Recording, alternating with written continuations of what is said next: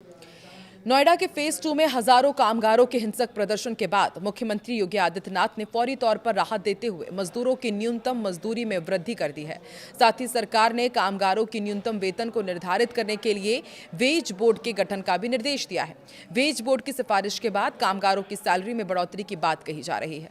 नमस्कार, मैं हूं आकांक्षा और आप देख रहे हैं न्यूज 18 का डिजिटल प्लेटफॉर्म। योगी सरकार ने मजदूरों को बड़ी राहत दी है। मई में वेज बोर्ड गठित होगा। आइए आपको इस वीडियो के जरिए बताते हैं कि अब मजदूरों की सैलरी कितनी बढ़ गई है। नोएडा की फैक्ट्रियों में काम करने वाले मजदूरों के उग्र प्रदर्शन के बाद उत्तर प्रदेश की योगी आदित्यनाथ सरकार ने श्रमिकों और कर्मचारियों के हित में एक महत्वपूर्ण फैसला लिया है। हालिया विरोध प्रदर्शन के बाद सरकार ने न्यूनतम मजदूरी में अंतरिम वृद्धि की घोषणा कर दी है और ये बढ़ोतरी 1 अप्रैल से प्रभावी होगी। साथ ही मई 2026 में एक नया वेज बोर्ड गठित किया जाएगा जो लंबे समय से लंबित आधारभूत न्यूनतम मजदूरी दरों का पुनर्निर्धारण करेगा। ये फैसला मुख्यमंत्री योगी आदित्यनाथ द्वारा गठित उच्च स्तरीय समिति की सिफारिश पर लिया गया है। श्रम एवं रोजगार मंत्री अनिल राजभर ने कहा है कि सरकार का मुख्य लक्ष्य औद्योगिक विकास के साथ साथ मजदूरों के हितों की रक्षा करना है। उन्होंने पिछले 9 वर्षों में राज्य में मजदूर अशांति ना होने का जिक्र करते हुए कहा कि नोएडा के प्रदर्शन को कुछ तत्वों द्वारा भड़काया गया था। नई अंतरिम मजदूरी दरें क्या होंगी वो भी आपको बताते हैं। तो देखिए, नोएडा गाजियाबाद क्षेत्र में लगभग 21% बढ़ोतरी की गई है। इसके तहत अनस्किल्ड मजदूर की सैलरी 11,313 रुपए से बढ़ा करके 13,690 रुपए हर महीने कर दी गई है। अर्धकुशल मजदूर को 12,445 रुपए से बढ़कर अब 15,059 रुपए मिलेंगे और कुशल मजदूर को 13,940 रुपए से बढ़कर अब 16,868 रुपए दिए जाएंगे। इसी तरह अन्य नगर निगम और नगर पालिका क्षेत्र में अकुशल मजदूर को 13,006 रुपए और अर्धकुशल को 14,306 रुपए और कुशल को 16,025 रुपए मिलेगा। शेष जिलों में अकुशल को 12,356, अर्धकुशल को 13,591 और कुशल को 15,224 रुपए मिलेंगे। ये नई दरें महंगाई भत्ते यानी कि डीए सहित है। इससे पहले साल 2014 में अंतिम बार आधारभूत मजदूरी तय की गई थी, जिसके बाद केवल महंगाई भत्ता हर 6 महीने में बढ़ाया जाता था। वेज बोर्ड का गठन 12 वर्षों के अंतराल के बाद हो रहा है। सामान्यतः इसे हर 5 वर्षों में बनाया जाना चाहिए। नया बोर्ड केंद्र सरकार द्वारा जारी फ्लोर वेज के बाद आधारभूत दरों का वैज्ञानिक तरीके से निर्धारण करेगा। इसमें आधारभूत मजदूरी और महंगाई भत्ते को अलग अलग रखा जाएगा, जो पहले एक साथ होते थे। सरकार ने स्पष्ट किया है कि सोशल मीडिया पर 20,000 रुपए मासिक न्यूनतम मजदूरी की अफवाहें पूरी तरह गलत है। अंतिम दर वेज बोर्ड की सिफारिशों के आधार पर ही तय होंगी। नोएडा फेज 2 में हजारों मजदूरों के प्रदर्शन के बाद सरकार ने त्वरित कदम उठाया है।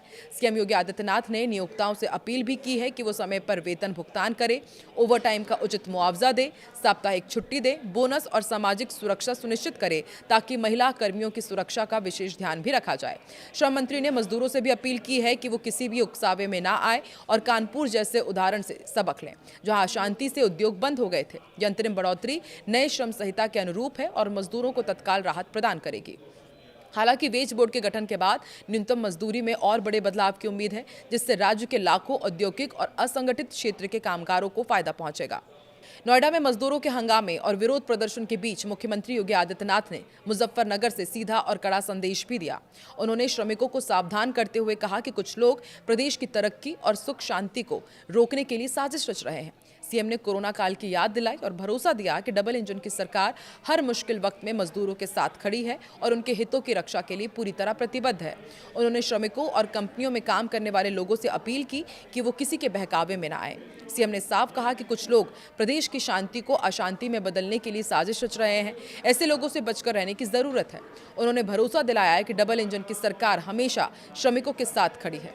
मुख्यमंत्री ने श्रमिकों को याद दिलाते हुए कहा कि मुश्किल वक्त में सरकार ने कभी उनका साथ नहीं छोड़ा है। उन्होंने कहा, याद करिए कोरोना के उस कठिन समय में जब सब डरे हुए थे, हमारी सरकार ने अपनी गाड़ियां लगाकर आप सभी को सुरक्षित घर पहुंचाया और क्वारंटीन सेंटर में रुकवाने की पूरी व्यवस्था की। पीएम मोदी के नेतृत्व में हमारी सरकार सुरक्षा, सुशासन और सेवा का मॉडल खड़ा कर रही है। इधर साजिश रचने वालों से सावधान रहने की भी अपील की। उन्होंने कहा कि परिस्थिति कैसी भी हो, व्यक्ति को अपना धैर्य नहीं खोना चाहिए। उन्होंने 2017 से पहले की उत्तर प्रदेश की याद दिलाई और कहा कि तब उद्योगों पर ताले लटक गए थे, बेटियां और व्यापारी सुरक्षित नहीं थे। मुजफ्फरनगर, शामली, मेरठ और गाजियाबाद जैसे जिलों ने वो खौफनाक दौर देखा। उन्होंने पुरानी सरकारों पर भर्तियों में भाई भतीजावाद करने का भी आरोप लगाया। मजदूरों और युवाओं के हक में बड़ी बात करते हुए मुख्यमंत्री ने ऐलान किया कि अब आउटसोर्सिंग पर नौकरी करने वाले कर्मियों को भी मानदेय की पूरी गारंटी मिलेगी। उन्होंने कहा कि जहां पहले ट्रेनिंग के नाम पर कुछ नहीं होता था, आज प्रदेश के 60,000 नौजवान ट्रेनिंग लेकर अपने भविष्य को संवार रहे हैं। वैश्विक हालात पर बोलते हुए सीएम योगी आदित्यनाथ ने पाकिस्तान और दुनिया के अन्य देशों की तुलना भारत से की और कहा कि गल्फ वॉर के बाद पेट्रोल के दाम दुनिया में 4 गुना बढ़ गए हैं, लेकिन पीएम मोदी के कारण भारत में रेट कम है। उन्होंने पाकिस्तान पर तंज कसा और कहा कि वहां लोग खाने के लिए मोहताज हो रहे हैं, उनकी तो नियति ही भूखे मरना है। जो सुख की अनुभूति आज हम भारत में कर रहे हैं, क्या वो पाकिस्तान में संभव है? श्रमिकों के लिए सरकार ने बड़ा कदम उठाया, कमेटी का गठन किया है। मुख्यमंत्री के निर्देश पर श्रम विभाग ने श्रमिकों के हित में महत्वपूर्ण फैसला लेते हुए नोएडा में औद्योगिक असमंजस्य को दूर करने के लिए एक उच्च स्तरीय समिति का गठन किया है। शासन द्वारा गठित ये समिति श्रमिकों और स्टेक होल्डर्स के बीच बातचीत कर समस्याओं का समाधान निकालेगी। इस समिति की कमान औद्योगिक विकास आयुक्त को सौंपी गई है, जबकि अपर मुख्य सचिव, एमएसएमई और प्रमुख सचिव को सदस्य के रूप में शामिल किया गया है।